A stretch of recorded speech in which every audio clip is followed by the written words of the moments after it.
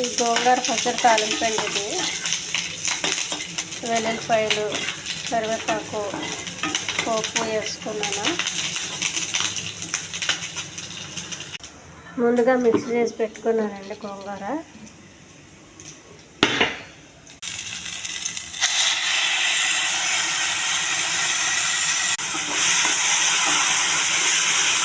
గోంగూర chutney ready అయిందండి. ఇది మనకి నూనె కొంచెం ఎక్కువ వేసుకుంటే వారు కూడా ఉంటుందండి. నూనె ఇంకా నేను తక్కువ వేసాను.